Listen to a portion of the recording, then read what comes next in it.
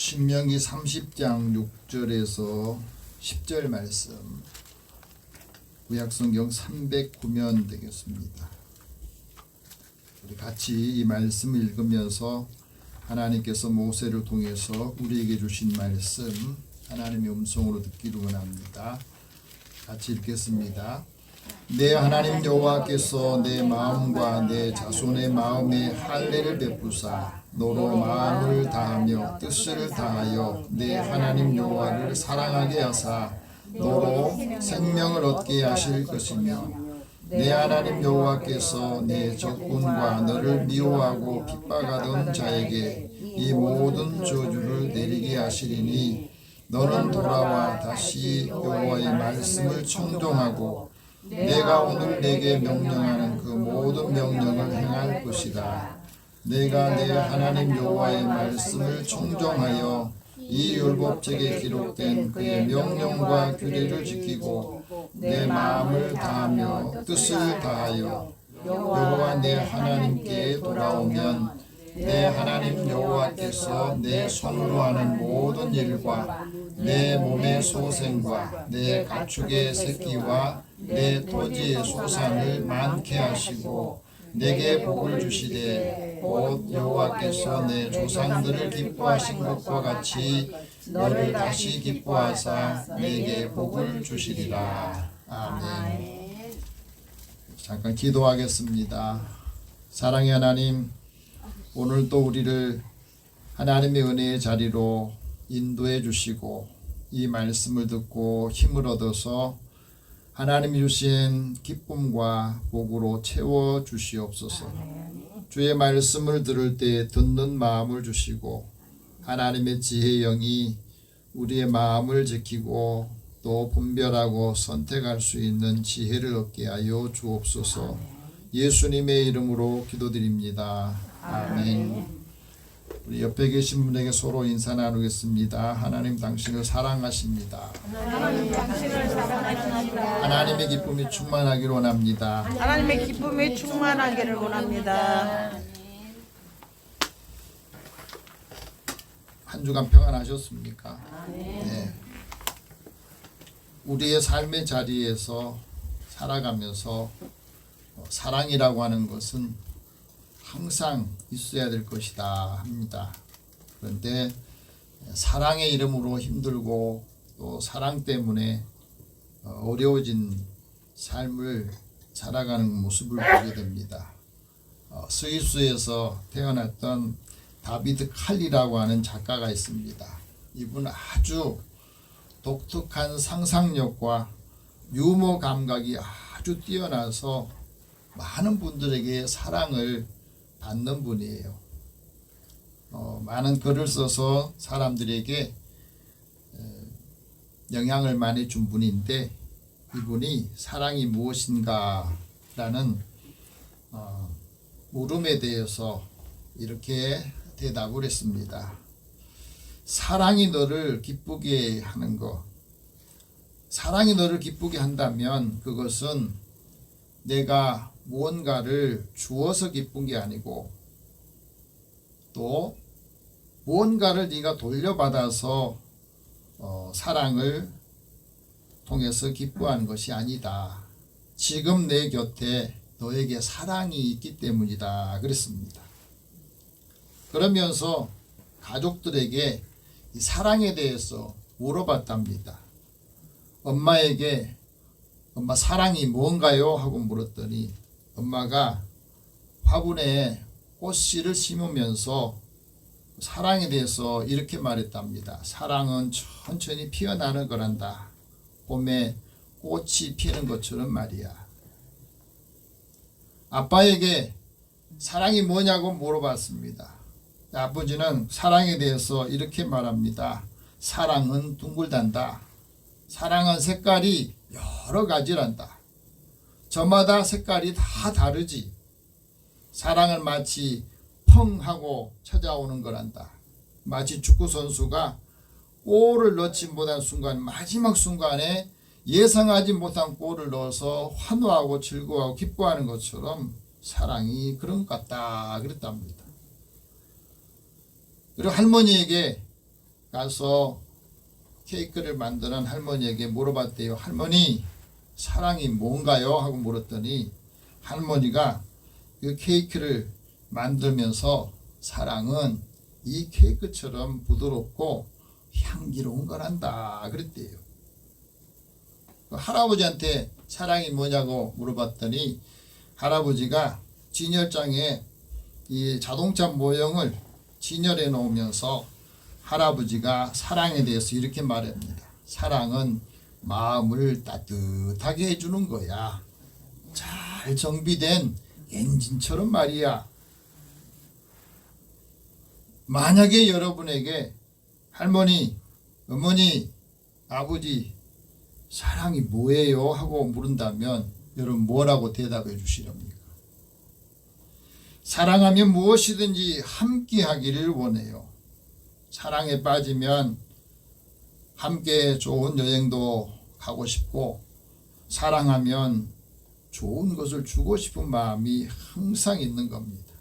주고 또 주고 싶고, 만나고 또 만나고 싶고, 보고 싶고 또 보고 싶은 마음이 사랑하는 마음이라는 거예요. 사도 바울은 사랑에 대해서 이렇게 말합니다. 사랑은 오래 참는 것이다. 사랑은 온유한 것이요, 사랑은 시기하지 않는 것이다. 사랑은 자랑하지 않고 교만하지 않는 것이다. 사랑은 성내지 않는 것이고 무례하지 않고 자기 유익을 구하지 않는 것이다. 사랑은 악한 것을 생각하지 않는 것이다. 사랑은 불의를 기뻐하지 않고 진리와 함께 기뻐하는 거란다. 이렇게 말했습니다. 그래서 이 사랑이 늘 진리와 함께 있는 것이고, 사랑은 모든 것을 믿어주고 믿고 또 바라고 견디는 것이 사랑이다. 그래서 이 사랑은 항상 우리 가운데 있어야 된다. 그렇게 말했습니다. 이 사랑을 우리가 받았지만 사실은 우리가 사랑을 하기가 너무 어렵다고 생각하는 분들이 많아요. 존 도네라고 하는 분은 사랑에 대해서 이렇게 말합니다. 진정한 사랑은 두 영혼이 서로를 찾아가는 여정이다. 그래서 그 서로를 찾아가는 여정 속에서 서로에게서 자신의 존재를 발견하는 것이다. 그래요. 그럼 보세요. 가정에서도 부부간에도 서로 사랑하면 그 상대방에서 나의 존재, 나의 모습이 보이냐고요. 엄마는 자녀들을 통해서, 자녀들은 또 부모를 통해서 그 사랑의 존재가 보여야 진정으로 사랑하고 있다 하는 것이고, 그 사랑이 서로를 변화시키는 힘이라고 그럽니다. 그래서 사랑을 하면 함께 성장하고 함께 성숙해 간다는 거예요. 작가인 윌리엄 셰익스피어도 이런 말을 했습니다. 사랑하는 마음은 별처럼 오래도록 빛이 난다. 토마스 모어는 사랑에 대해서 이런 말합니다. 사랑은 영혼의 빛이요 마음의 양식이다. 그래서 이런 사랑을 하는 사람들, 인류의 역사에서 이 사랑이라고 하는 것, 또 문화에서나 또 철학에서까지 이 사랑이 아주 중요한 영원한 주제로 다뤄져 많은 글들이 또 철학이 여기서 나온 거다. 그렇게 말을 했습니다. 사랑이 사람들의 마음에 존재하는 근본적인 감정이고, 이 사랑이, 진정한 사랑은 힘들 때 나타난다 그랬습니다. 예수님께서 제자들에게 너희가 서로 사랑하면 너희가 내 제자인 것을 사람들이 알 것이다. 오늘 주연절 네 번째 주일을 맞이하면서 하나님께서 모세를 통해서 우리에게 주셨던 말씀을 우리가 다시 한번 읽으면서 하나님이 주시는 말씀으로 힘을 얻고 기쁨과 또 사랑이 더 풍성해지기를 원합니다. 오늘 우리에게 말씀합니다. 너희는 마음을 다하고 뜻을 다하여 하나님을 사랑하라. 그리고 하나님께로 돌아오면 내가 기쁨과 복을 받을 것이다 하는 말씀을 하셨습니다. 그래서 하나님께서 하나님의 백성들에게, 특히 출애굽 2세대들에게 다시 이 말씀을 설교를 통해서 말씀을 하시거든요. 이스라엘 백성들에게 또 그 자녀들에게 마음의 할례를 베풀어 주셨다. 6절 다시 봅시다. 내 하나님 여호와께서 내 마음과 내 자손의 마음에 할례를 베푸사 너로 마음을 다하며 뜻을 다하여 내 하나님 여호와를 사랑하게 하사 너로 생명을 얻게 하실 것이다. 할례라고 하는 말은 남자들 어린아이 태어나면 8일 만에 그 양피를 베게 해서 다시 말하면 포경수술을 시키는 거죠. 근데 여기서 보면 육체의 할례를 말한 것이 아니라 마음의 할례를 행하셨다 하고 말하거든요. 하나님이 없이 또 불신하면서 얼마든지 나는 잘 살 수 있다 하는 그 마음을 잘라내고 이제 하나님과 함께 하나님의 은혜를 통해서 내가 살아야 되겠다 하는 마음을 하나님께서 주셨다는 거예요. 그래서 하나님께서 이스라엘 백성과 그의 자손들에게 마음의 할례를 베푸신 목적이 뭐냐면 마음을 다하고 뜻을 다하여 하나님을 사랑하게 하기 위해서, 하나님을 사랑하게 하는 것이, 하나님을 사랑하는 것이 오늘의 행복이라는 거예요. 마음을 다해서 하나님을 사랑할 때에 오늘의 행복이 임한다는 것을 말씀합니다. 오늘의 행복을 위해서 하나님의 말씀과 하나님 명령하신 규례를 잘 지키라고 말씀합니다. 마음의 할례를 행하신 목적은 이스라엘 백성들이 다시 목을 굳게 하지 않기 위한 것이에요. 목이 곧고 마음과 귀에 할례를 받지 못한다는 말은 성령을 거스려 산다는 겁니다. 성령을 거스려 사는 사람은 육체의 일들을, 육체의 소욕을 따라 살기 때문에 이런 일들을 행하고 사는 사람은 하나님 나라를 유혹으로 받지 못한다고 말씀합니다. 육체의 소욕이 주는 사람들에게 타락하고 사람들의 삶을 완전하게 심판하게 이르기 때문에 그렇습니다. 하나님 나라의 비밀을 아는 은혜를 주셨습니다. 그래서 하나님의 나라가 권능으로 임하는 것을 보게 하시고 하나님 나라의 복음을 전파하게 하신 겁니다. 마음의 할례를 받은 사람이 하나님 나라가 임하는 거예요. 그 마음속에 하나님 나라가 임했어요. 우리 예수 믿으면서도 우리는 하나님 나라 천국 이야기하면은 항상 우리가 죽어서 천국 간다 생각하는데 예수님이 이 땅에 오심으로 우리가 예수를 믿음으로 인해서 하나님 나라가 이미 우리 안에 이루어지고 우리 삶에 이루어지고 우리 가정과 교회 이 땅에 임하기를 원하신 게 하나님의 마음이세요. 그래서 우리에게 하나님 나라 사는 사람처럼 살라고 말합니다. 사도 바울도 하나님 나라는 먹고 마시는 것이 있는 게 아니다. 하나님 나라는 잘 먹고 잘 살고 마시는 그 삶이 아니라 오직 성령 안에서 하나님의 의가 나타나고 하나님의 주신 평강과 기쁨이 충만한 삶을 사는 게 하나님 나라라고 그랬어요. 오늘 우리에게 하나님 나라가 임하기를 원하십니다. 마음의 할례를 받으면 하나님 나라가 내 안에 있고 우리가 나그네 인생을 산다 할지라도 하나님을 경외하면서 하나님을 의지하면서 하나님의 이름을 나타내는 삶을 살기를 원하신 거예요. 그래서 하나님을 경외하는 사람이 하나님의 의를 행하고 하나님께서 그 사람들을 다 받으신다고 말씀하십니다. 그래서 하나님의 은혜를 받고 사랑하는 사람에게 생명을 얻게 하신다고 말씀합니다. 생명을 얻는다는 말은 그 생명 안에 지혜가 있다는 거예요. 그 지혜는 하나님께서 하나님의 지혜로 우리에게 주신 은혜를 받게 하고 하나님이 은총을 받게 하기 위해서 하는 것입니다. 하나님의 지혜가 우리의 마음을 지키고 육체를 건강하게 하신 겁니다. 그래서 무릇 지킬 만한 것보다 네 마음을 지켜라 하고 말씀하시거든요. 지혜 있는 자는 생명의 샘이고 사망의 그늘에서도 벗어나게 하고 하나님의 선한 지혜가 은혜를 베풀어 주시는데 사악한 자의 삶은 아주 험하다고 말씀하십니다. 우리에게 하나님의 지혜로 오신 예수님께서 말씀합니다. 내가 이 땅에 온 것은 양들로 하여금 생명을 얻게 하고 더 풍성하게 얻기 위해서 이 땅에 오셨다. 그래서 내 말을 듣고 나를 보내신 하나님을 믿는 사람은 영생을 얻었다. 심판에 이르지 않을 것이다. 그 사람은 사망에서 생명으로 이미 옮겨졌다고 말씀하셨습니다. 그래서 하나님 믿는 사람들, 예수 믿는 사람들은 우리의 삶에 있어서 어둠에 다니지 않고 항상 생명의 빛의 자녀로서 살아간다 하고 말씀합니다.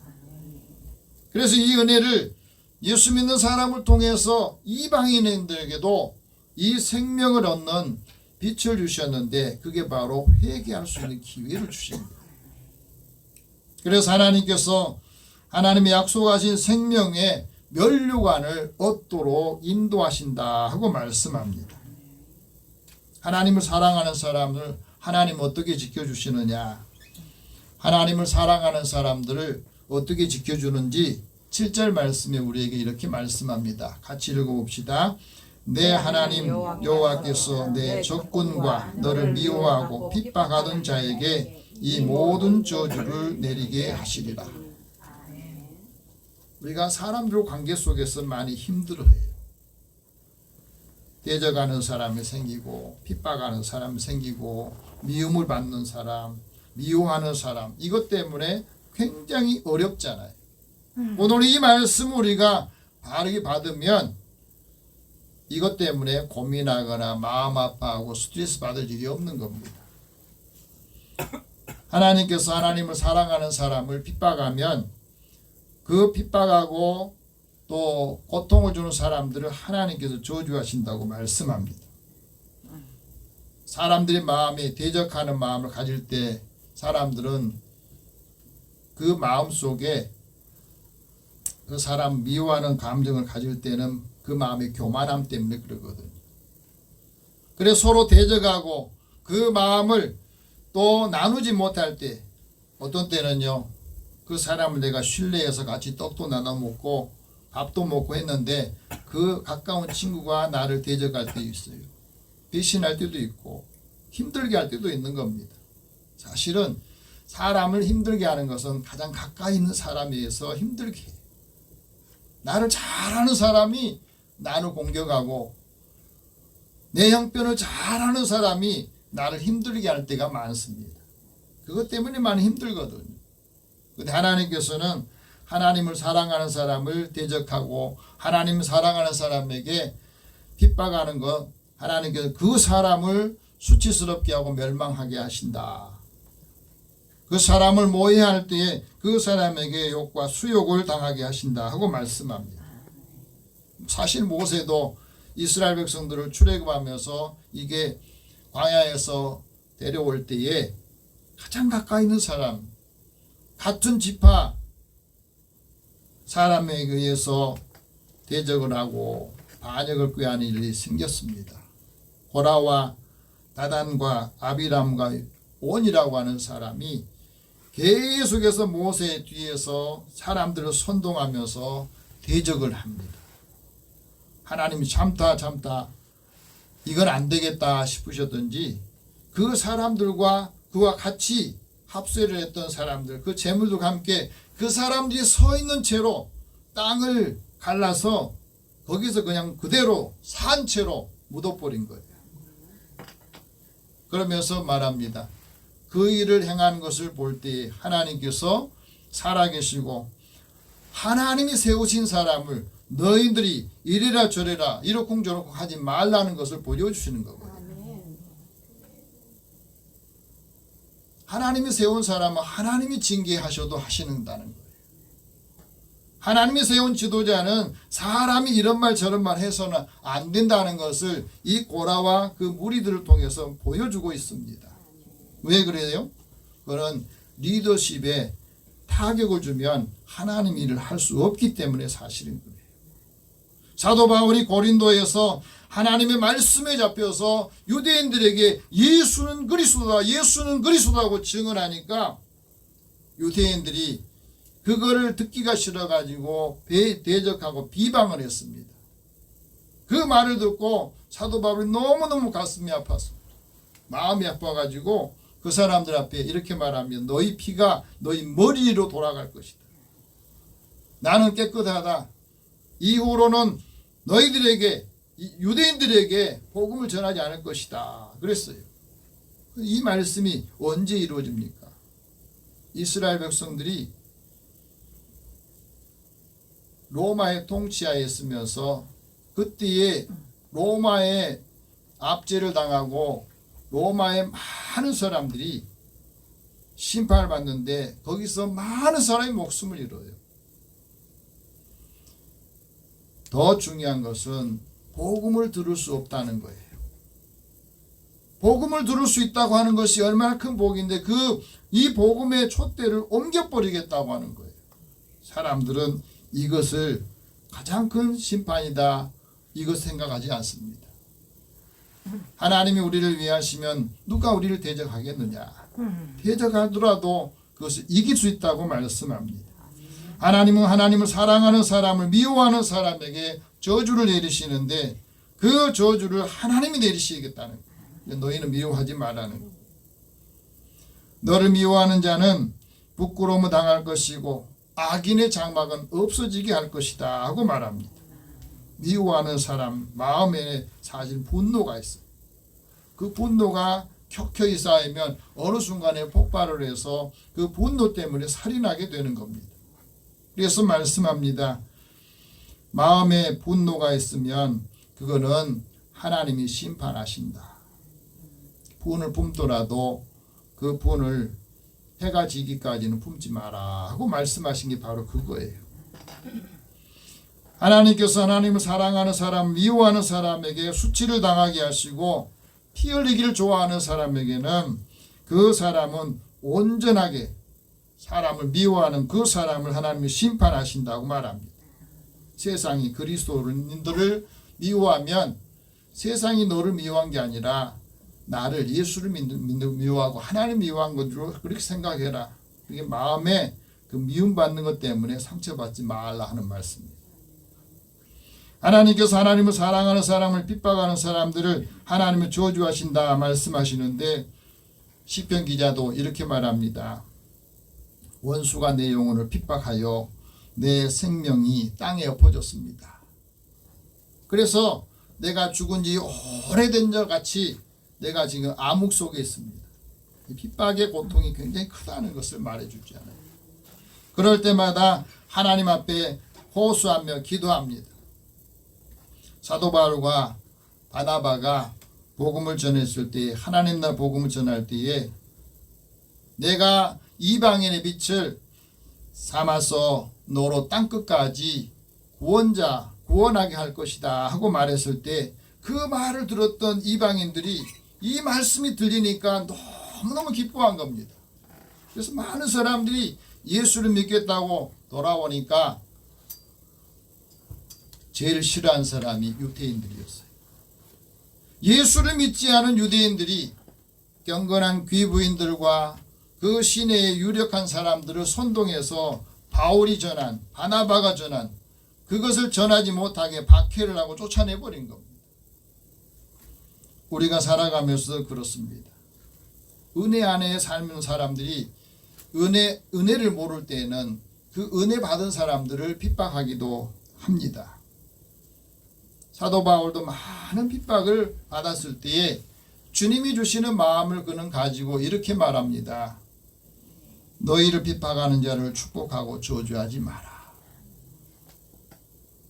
저주는 내가 할 것이고 또 원수 갚는 것도 내가 할 것이다. 사실은 원수를 내가 갚으려면 나도 범법자가 되거든. 그건 하나님 앞에 맡기라는 거야. 대신에 너희 원수가 줄이거든 그냥 먹을 것을 주고 목말라 하면 마실 것을 주어라. 그러면 내가 그 숯불을 머리에 쌓아 놓을 것이다 하고 말합니다. 다시 말하면 우리가 받은 은혜 핍박도 하나님께서 그 사람을 바꿀 사람은 바꾸시고 정 바꿔지지 않은 사람은 심판하게 그냥 너는 거기에 개입하지 말라고 우리에게 말씀하십니다. 하나님께 돌아오기 위해서 핍박을 한 사람들은 돌아올 수가 있거든요. 하나님께서 사랑하는 사람들에게 어떻게 살라고 말씀합니까? 돌아와서 하나님의 말씀을 청종하며 살아라. 8절 같이 읽어봅시다. 너는 돌아와 다시 여호와의 말씀을 청종하고 내가 오늘 내게 명령하는 그 모든 명령을 행할 것이다. 이 돌아오라는 말은 회개하라는 뜻이거든. 하나님이 없는 삶에, 하나님을 부정하는 삶에서 다시 돌아오라. 출애굽 2세대들에게 하나님의 은혜를 알지 못하고 하나님 은혜 밖에 살아가는 2세들에게 다시 돌아오라 말씀합니다. 오늘 우리에게도 말씀합니다. 1세대 신앙인들은 있는데 2세대 신앙인들이 예수 밖에 있는 사람들이 많아요. 그 자녀들이 다시 돌아와야 하나님의 은혜를 받게 하고 하나님이 주신 복을 받게 하시는데 다시 돌아와서 하나님의 말씀을 잘 들으라는 겁니다. 불의한 사람들은 돌아와서 그 생각을 버리고 여호와께로 돌아오라. 그러면 하나님께서 긍휼히 여기시고 하나님께로 돌아오면 용서해 주신다고 말씀하십니다.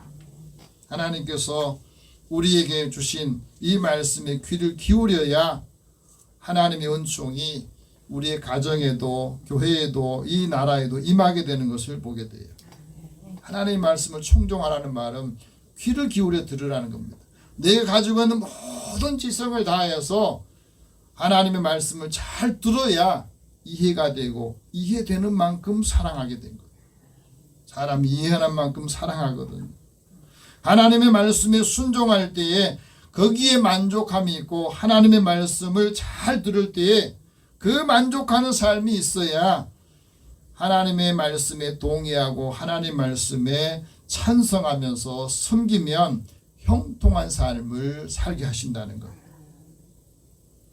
하나님의 말씀을 잘 귀 기울여 들을 때에 하나님께서 우리에게 주시는 육체가 건강하도록 질병에 걸리지 않도록 하신다고 말씀합니다. 하나님은 치료하시는 여호와라고 말씀하셨거든요. 올해는 우리 모두가 하나님의 말씀을 듣고 이 말씀을 잘 따라서 건강한 한 해가 되기를 축원합니다. 하나님께서 은혜를 더해 주시면 대적하는 사람들을 하나님이 대적하시니까 우리에게 그 대적해야 되는 또 복수해야 되는 그 마음을 다 제거해 주시는 겁니다. 평안한 은혜를 주셔요. 하나님의 말씀에 청종하는 사람에게 하나님이 어떤 복을 주시느냐. 첫 번째 복은 그가 손으로 하는 모든 일에 더하게 하신다, 많게 하신다고 말씀합니다. 오늘 9절 말씀 10절 같이 읽어봅시다. 내가 내 하나님 여호와의 말씀을 청종하여 이 율법책에 기록된 그의 명령과 규례를 지키고 내 마음을 다하여 뜻을 다하여 여호와 내 하나님께 돌아오면 내 하나님 여호와께서 내 손으로 하는 모든 일과 내 몸의 소생과 내 가축의 새끼와 내 토지 소산을 많게 하시고 내게 복을 주시되 곧 여호와께서 내 조상들을 기뻐하신 것과 같이 너를 다시 기뻐하사 내게 복을 주시리로다. 손으로 하는 모든 일에 복을 주신다. 더 많게 하신다고 말씀합니다. 그래서 이 말을 미다스의 손이라는 말 들어봤어요? 마이다스의 손.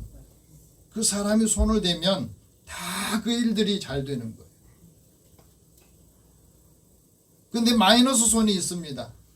그 사람이 손을 대면 뭐가 망가지고 그 사람이 손을 대면 하던 일도 잘 안 되고 이런 일이 생기거든요. 하나님의 말씀을 잘 듣고 그 말씀을 청종하면 하나님이 지혜를 주시고 분별력을 주셔서 그가 하는 모든 일이 더 많아지고 풍성하게 하신다고 말씀하십니다. 그러니까 얼마나 좋습니까? 하나님 잘 믿는 분들이, 예수 잘 믿는 분들이 어떤 일을 하면 그 일들이 잘 되니까 그 사람들을 귀하게 여기지 않겠어요? 두 번째는 하나님께서 기뻐하시고 복을 주신다는 말이에요. 하나님께서 복을 주시고 기뻐하신다는 말은 하나님이 약속하신 그 약속의 땅으로 인도하신다는 겁니다. 젖과 꿀이 흐르는 땅, 그곳으로 인도하신다는 말입니다. 다시 말하면 젖과 꿀은 사실 우리 생명에 귀한 것이요, 기초적인 것. 그것을 풍성하게 주시기 위해서 하나님께서 그에게 기쁨을 주신다고 말씀합니다. 하나님을 기뻐하는 것이 우리에게는 큰 힘이라고 느헤미야는 말했습니다. 이 날은 하나님이 우리에게 주신 성일이다. 거룩한 날이다. 이 날에 우리가 하나님께 예배드리면서 하나님을 기뻐하시는 것이 우리의 힘이라고 말합니다. 그래서 예배에 성공한 사람이 인생에도 성공한 그 한 주간을 성공하고 행복한 삶을 사는 겁니다. 우리에게 하나님께서 구원의 기쁨을 주시고 우리에게 마음의 소원을 이루어 주시는 것, 그 삶을 보게 하시는 것이 기뻐하는 삶을 사는 것이라고 말합니다. 하나님을 기뻐하시는 사람은 정직한 마음으로 기도하게 되고 그 마음에 하나님의 지혜가 하나님의 지식과 희락을 주시는 겁니다. 하나님을 기뻐한 사람은 형통한 날에는 기뻐하고 곤고한 날이 되면 자신의 삶을 돌아본다고 말했어요. 이제 우리의 삶의 자리에 하나님을 기뻐하는 사람은 내가 받은 은혜를 다른 사람도 받게 하고 다른 사람도 옳은 길로 돌아오게 하는 그 사람을 하나님께서는 빛과 같이 별과 같이 영원토록 빛나게 하신다고 말씀합니다. 사랑의 빛 안에서 하나님의 은혜를 받고 빛의 열매를 많이 맺는 한 주간이 되시기 바랍니다. 성령의 열매를 맺어서 그 성령을 통해서 우리에게 주신 그 은혜가 함께 임하는 것, 이 삶을 나누어 줄 수 있는 믿음의 사람 되기를 축복합니다. 하나님이 기뻐하신 사람은 하나님이 하신 모든 일을 아멘하여서 그 말씀이, 이 말씀이 오늘 나에게도 우리 가정에도 우리 교회에도 함께 임하기를 원합니다. 그 완전한 마음을 가지고 하나님 앞에 영광을 돌리는 믿음의 가족들 되기를 축원합니다. 기도하겠습니다. 살아계신 하나님, 주의 은혜를 사랑하는 자들에게 하나님 말씀을 듣게 하여 주시고 이 말씀을 잘 듣고 믿음이 충만해지고 견고해져서 하나님 앞에 영광을 돌리고 하는 모든 일에 하나님께서 큰 은총으로 복으로 채워 주시옵소서. 예수님의 이름으로 기도드립니다. 아멘.